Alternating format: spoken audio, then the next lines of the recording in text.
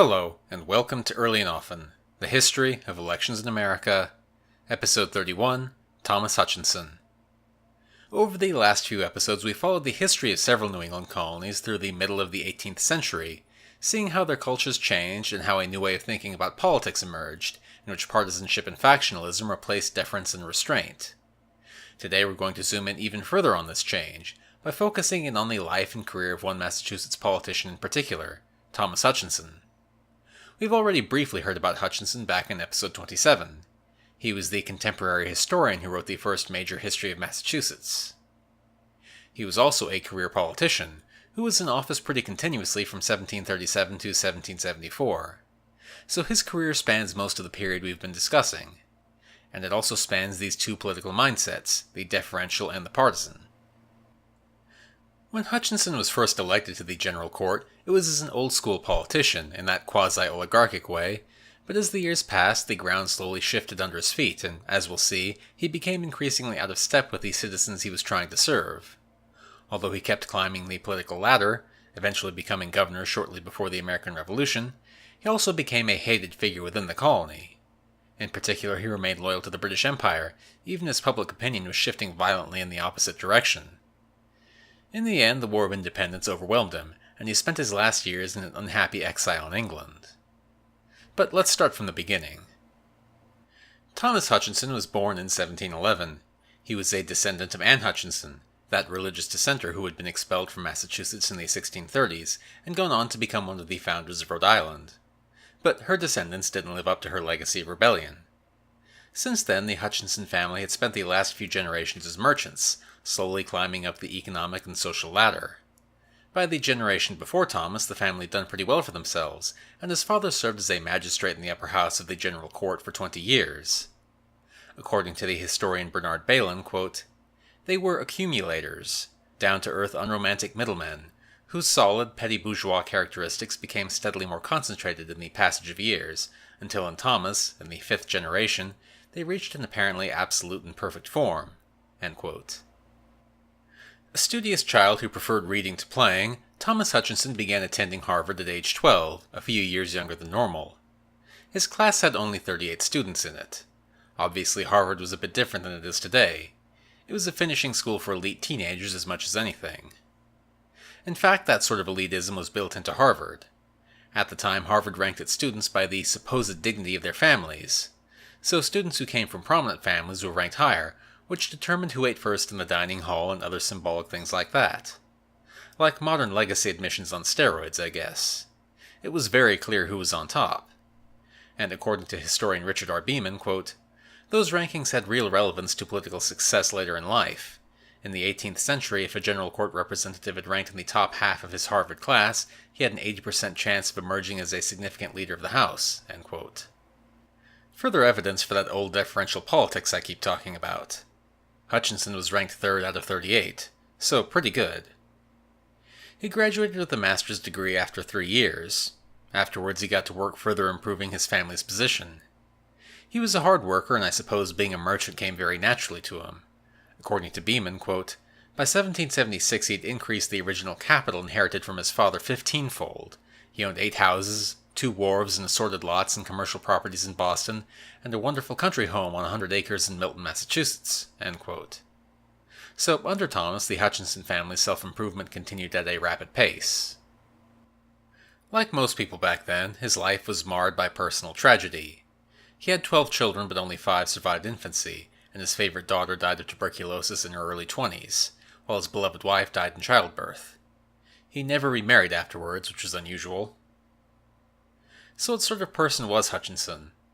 In his own words, quote, "My temper does not incline to enthusiasm," end quote.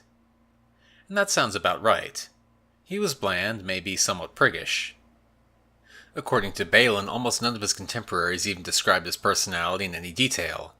Nothing beyond calling him a, quote, "very good gentleman," or, quote, "a young gentleman of exact virtue and a good natural sense."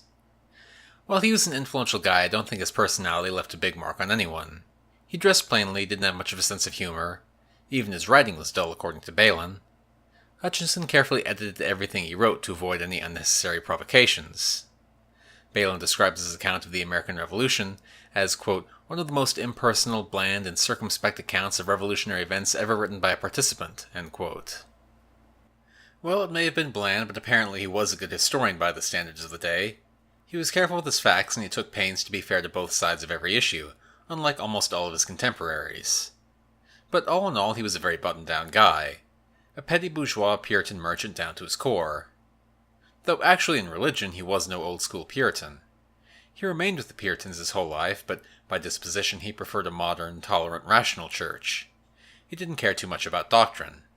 In fact, he himself said that he was sympathetic to Anglicanism, and that if he had been born an Anglican, he would have remained one. Puritanism for him was more a matter of tradition than anything else. Maybe that's not too surprising, since his openly acquisitive career as a merchant would have been a bit frowned upon in previous generations. I've been calling him a Puritan, but it might be more accurate to say post-Puritan.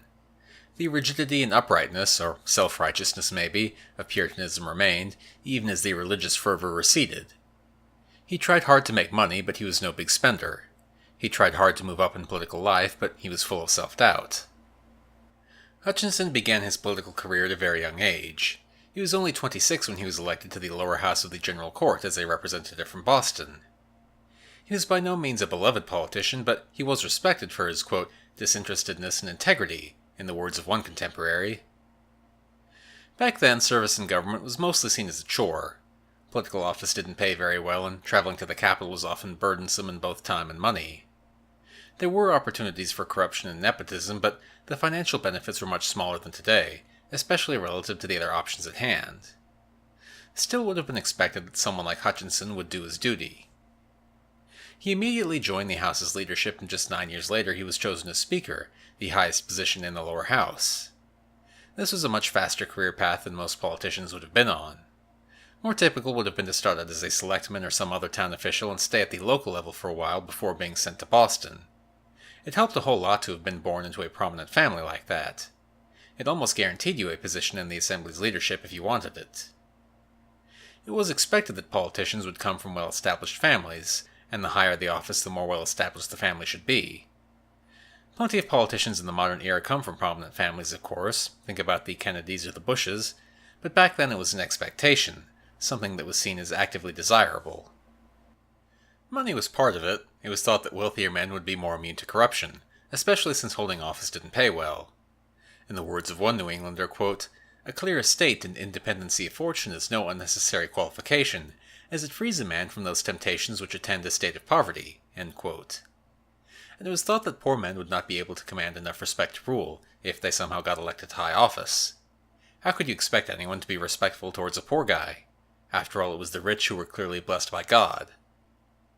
Not every small town was filled to the brim with rich people, but it was still the relatively well-off who got elected. For instance, in New Hampshire, less than a third of the representatives elected were farmers. Most were merchants, lawyers, doctors, etc. 2/3 had estates worth at least £2,000, and a third had estates worth £5,000, which was considerable for back then. In the 3 largest Connecticut towns, 3/4 of the offices were held by men belonging to the richest 10%. Even for minor offices like highway surveyor, you were expected to be of the appropriate social class. But it wasn't just money that counted when determining which families or individuals belonged to the social elite. Education also mattered, although of course only the wealthy could afford to give their children a college education like Hutchinson had. You were also expected to be religiously devout and a generally upstanding citizen. The idea wasn't just to vote for the rich guy, it was to vote for the guy who was outstanding in numerous ways, only one of which was directly about money. But even if this attitude wasn't per se oligarchical, it still meant that power was restricted to a small group. According to John Adams, quote, go to every village of New England, and you will find that the office of Justice of the Peace, and even the place of Representative, which is dependent only on the freest election of the people, have generally descended from generation to generation in 3 or 4 families at most, end quote. So although New Englanders supported popular government, that meant something very different to them than it did to us. Social elites were expected to be in charge, and they were expected to be above the need to campaign or to directly appeal to the voters. In fact, open ambition to run for office was itself seen as a sign that you were untrustworthy. Of course, in practice there was plenty of maneuvering and politicking, but candidates often tried to keep up the appearance of disinterest, saying stuff like, oh, I have no interest whatsoever in holding office, but if called upon by my fellow citizens to do so, then I guess I have no choice in the matter. Related to this was the idea that you shouldn't vote for someone because they agreed with you on policy, you should vote for the man with the highest character. The idea that voters should have a say in policy was objectionable, not desirable. It was assumed that popular opinion was too fickle for men to govern themselves directly. Rulers had to be willing to push back against public opinion and do the right thing when necessary for the greater good. In fact, you might not even know what policies your representative supported. Sessions of the General Court were closed to the public and no minutes were taken. They didn't even record vote tallies until 1740. Before that, they just said which bills passed and which didn't. And after 1740, they still only recorded the votes on particularly important or contentious bills, like for the land banks, say. So it was almost impossible to even figure out how your representative was voting, which meant that there was no way to hold them accountable for their policy views, if they even had any clear views in the first place. And politicians were expected to remain above factions and parties as well. You were instead supposed to exercise independent judgment in all things. That was also more of an ideal than something that could always be practiced, but it was still an important standard for the New Englanders. Basically, they wanted to vote for a patrician statesman rather than a grubby politician. And that was a pretty standard attitude in the other colonies as well, though of course the specifics varied from place to place. Sometimes this deference could be taken to ridiculous lengths. For instance, the election sermon given in Connecticut in 1713 basically argued that elected governors had a divine right to rule. Quote, "In elective states where persons are advanced by the suffrage of others to places of rule and vested with civil power, the persons choosing give not the power, but God. They are but the instruments of conveyance." End quote. In the words of another Connecticut minister, to resist the will of the leadership was, quote, "as it were to wage war against God himself." End quote. Even if they were elected, officials got their power from God and not the voters. Supposedly. Hutchinson himself wasn't quite that melodramatic. He was more of a pragmatist. What mattered in government was not the principles you adhered to, but whether or not you got good results. For example, even as he disapproved of much of old-school Puritanism, he admired the society which they had built in New England. But he was certainly happy to keep the people out of politics. If the people became too involved, then, in his words, quote, "the interest of party prevails over all other considerations. Virtue, religion, private friendship, and public good are all sacrificed to it." End quote. Undoubtedly, Hutchinson had self-interested reasons for thinking that it was good that men like him should have unquestioned dominance, but it wasn't just the elite who thought this way. Practically everyone did, at least nominally, though I'm sure you could find 1,000 exceptions. We've seen in the last few episodes how this elitism is being eroded, but it'll linger on for a long time, well after independence. The Federalist Party, which was the very first political party in America, and which had its base of support in New England, was the heir to this tradition. The Federalists weren't believers in that sort of populist democracy that would come to define America. They were more old school. And in fact, that was their downfall, since they were unable to connect with voters the same way their less elitist opponents were, not unlike the old lights in Connecticut. It was hard to keep up the pretense that your elected rulers were divinely ordained when they were so obviously bending over backwards to get your vote, and when the other party was constantly slinging mud at them. And when Americans were given free rein to vote for who they liked, the emphasis in politics naturally shifted from representatives as leaders following their own best judgment to leaders as servants of the people. What previous generations had seen as rightful dominance was seen by their children as burdensome, if not tyrannical. As one later election sermon put it, societies were not formed for the sake of rulers, but rulers were made for the sake of societies. You can still hear rhetorical echoes of the old colonial mindset from time to time, and I'm sure to some of my listeners it sounds rather appealing compared to the endless tumult of modern politics. But I don't think it was ever more than metastable. It might last for a while, but sooner or later it was going to collapse into a modern democracy. Anyway, back to Massachusetts in the 1740s. This was a time when the money supply was becoming a big issue again, one of the factors that was slowly eroding elite dominance. Hutchinson, when writing about this period in his History of the Colony, tended to downplay the importance of the currency. In his mind, the populist anger which was aroused by monetary policy was still less important than the petty factionalism within the elite. Other than monetary policy, the elite all still shared the same basic worldview, and as a result any differences between them could be bridged with a bit of diplomacy. The dispute over paper money was a partial exception to this rule, but it was only one issue. The factions disagreed occasionally, but they agreed on a whole lot more. So most of the time, politics was more about personality than about ideology. How well did the governor get along with the members of the general court? Was he competent? Was he a good negotiator? That was what mattered, at least in Hutchinson's eyes. There's probably something to be said for this view. I've naturally been emphasizing the conflicts within New England society, but all told, things were pretty calm by world historical standards, and popular agitation was only ever intermittent. However, calm most of the time does not mean calm all of the time, as Hutchinson was about to discover. Now, Hutchinson, who was quite well versed in monetary policy, was a member of the hardline anti-paper money faction. He thought that paper money was necessarily some sort of scam. Wretched, he called it. And so he did what he could to block the creation of the land bank and so on, and even as a young man he was drawing up plans for how Massachusetts might go back to a gold and silver standard. This put him very much at odds with his constituents in Boston. They were all for paper money, and they issued instructions to Hutchinson that he should support paper money too. However, Hutchinson flatly refused, calling the instructions, quote, iniquitous. In his mind, he ought to be free to vote as he thought best. Voters trying to tell delegates how to act was a bad precedent. But partly as a result, he lost his seat in 1739, though he got it back a few years later. Clearly, paper money was an important enough issue that the old rules didn't always apply.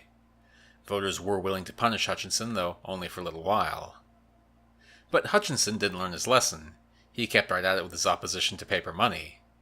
In fact, he was one of the principal reasons why Massachusetts ended its paper money experiment. Back in episode 28, I somewhat briefly talked about how that happened, so let me go over it again, with a focus on Hutchinson this time. Basically, in 1749, the British had decided to give the colony some money in order to help pay for the costs of King George's War, which had just ended. Hutchinson decided to use that money to buy back all the paper money that was in circulation and return Massachusetts to a hard currency standard. Now, this was still a mostly unpopular idea. Possibly opposition to paper money had grown over time, but it was still probably supported by a majority of voters and a majority of elected officials. So in order to get this passed, Hutchinson had to use some underhanded tactics, and even then it took over a year. He managed to get his biggest opponent expelled from the House, and then, in order to get the bill passed, he waited until most of the supporters of paper money had gone home for the winter. Back then, attendance at the assembly was so low that it was often possible for the leadership to get bills passed simply by waiting until a different set of legislators happened to be in Boston and having them vote again until the leadership got the result it wanted. Yet another way in which New England politics remained unresponsive to popular pressure. In any case, even with these sorts of tricks, Hutchinson's bill only passed by a vote of 40 to 37. But that was enough, and it soon became clear that paper money was on its way out. Needless to say, Hutchinson's constituents were furious. He lost his next election very badly, winning only 200 votes out of 684 cast. Many other delegates lost their seats as well. Surely this humiliation, and Hutchinson certainly saw it as a humiliation, would be enough to get him to change his ways, to adapt somewhat to popular pressure. Nope, not at all. He had lost his election, but that next year he was appointed to the council to make up for the loss. He was out of electoral politics, but not out of politics altogether. And of course he promptly became the most important member of the upper house. So for Hutchinson, the loss actually turned out to be another step up. He had friends in high places who made sure that his career remained on the right track. He was a favorite of several of the governors because of his opposition to paper money and his abilities in wrangling the legislature into doing his bidding. He was also an important figure in helping to coordinate the war effort during the French and Indian War in the 1750s. Because of his usefulness, he kept ascending the political ladder, often holding several offices at once.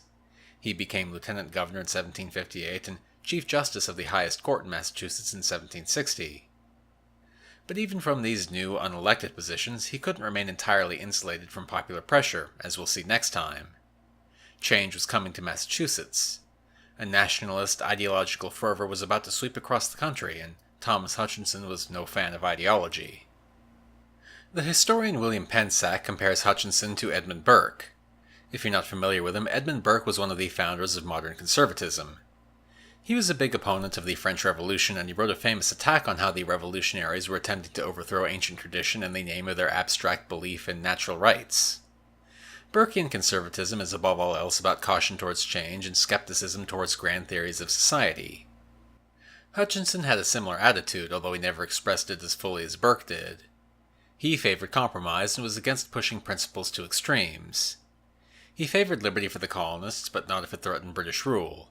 He favored British rule, but he wanted the British to govern the colonies with a light touch that preserved as much liberty as possible. While the other colonists were busy trying to get one principle to prevail over the other, Hutchinson was busy trying to smooth over the differences. To him, principles were important, but it was better to get 75% of what you wanted rather than risk a war to get everything. But this attitude was, from the 1760s onwards, increasingly out of step with the times. The colonists wanted to establish firm limits on British authority, while the British wanted to show that their authority was unlimited.